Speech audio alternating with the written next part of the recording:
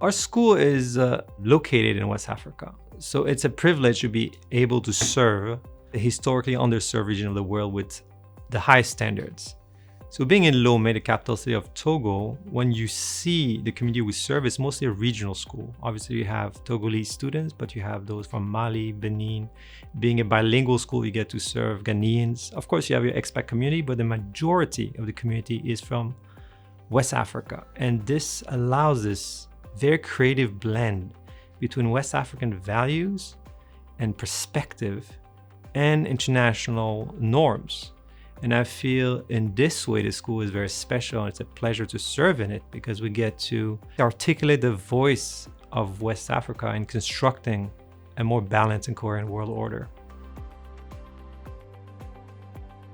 So the major change, I believe, is our posture towards learning and knowledge in general. We used to be a national school running the French curriculum, and our posture toward learning was really passive.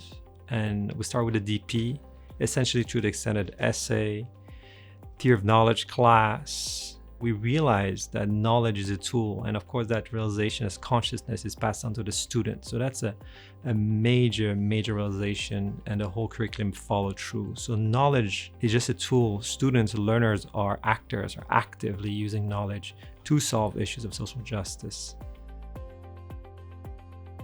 So the most valuable aspect of the program, it's framework itself. I think it's the philosophy of the IB itself.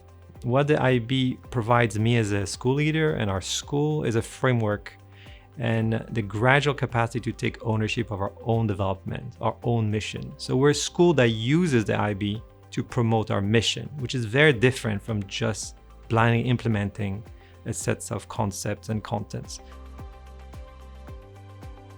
So the MYP has affected our learning community by making the learners active in their own development. So they consider knowledge as a tool and no longer something to memorize.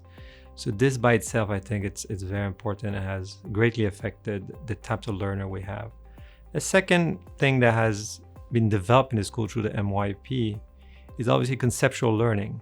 All the contents are reinvested in global context, universal concepts, and I feel that makes for very different types of thinkers and learners, and I think that's also very valuable. An IB student is a learner that strives to articulate their talent and to make sure that that talent is cultivated, developed in order to serve the community they choose to live in. Well, we started as a DP school more than 13 years ago. And obviously the big change for a small school in West Africa is access to the diploma. And behind this, you have access to universities.